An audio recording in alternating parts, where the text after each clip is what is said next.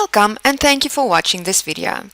Today I am going to explain a few important concepts regarding the overall audit strategy.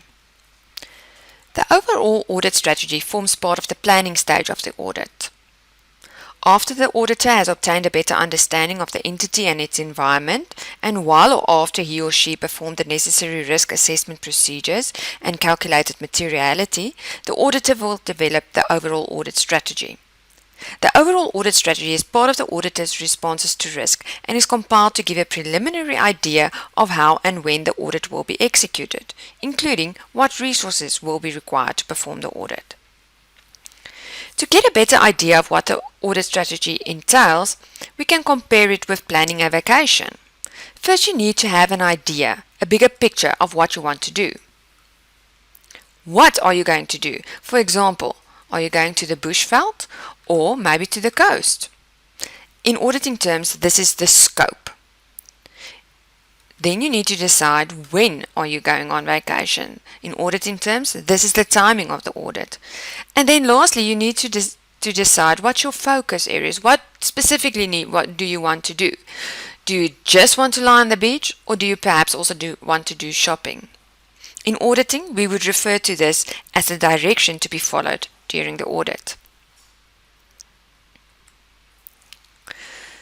So as we mentioned, the audit strategy consists of different components, which is also the big picture. So firstly you have the scope, and there it includes a range of activities to be performed. You can think of it as your target areas. Then the timing is when will the audit take place, and lastly the direction is the focus or areas that the auditor needs to direct his attention to. So what does this mean? We have to look at it practically, and here I've included a few examples for you. So for example, in terms of scope, in terms of your range of activities that you need to perform, you need to decide as an auditor, is this a new audit client? This will definitely affect your audit strategy, as you have to do more audit procedures on the opening balances. The same with, if your client is listed on the JSE, you as an auditor have to be familiar with some of the JSE regulations. Then also, is the audit client systems automated? If yes, then you as an auditor can make a decision to do your audit procedures using CATs. And so you can go through each of these examples. Remember, this is not a complete list. And as you work through your study material, you will be able to add to this list. Just remember that these are concepts that's important for you to consider. So if we look at the timing, this is when your audit is going to take place.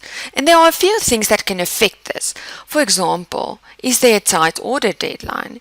If there are, then you need to decide, are you going to do some of the audit procedures before year end, just with a few at year end? Are you going to do early verification? What are you going to do with a tight audit deadline? Also, if your client operates from several locations, it might influence the timing of your inventory account, so you need to plan for that. And also, if there's third parties involved, you have to make sure that the meetings are arranged timeously. So here it's very important to explain when the audit will take place. So you can't just say before or after year end and so on. You need to substantiate your answer. And then lastly, in terms of the direction of the audit, you need to decide what will the focus areas be. For example, if you identified that the audit client has going concern issues during your risk assessment procedures, you need to do a risk evaluation, going concern evaluation. Also, if you identify that some of the directors are getting bonuses based on profits, there might be a misstatement or overstatement of profit, and that's something that you for sure need to focus on. There are many more examples that I can think of, but the only way for you to identify them is to work through questions. So add new ones to this list as you go through the study material.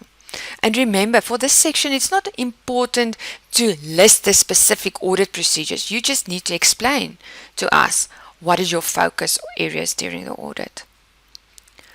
So now, to conclude, hopefully you have a better understanding of this topic. So you firstly go and test this by working out some of the self-assessment questions.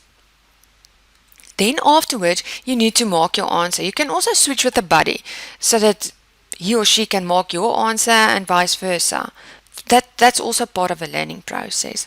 And then as you mark your answer or come across new things, add the notes. It will just make your revision so much easier. Hope you learned something today. Good luck and thank you for watching this video.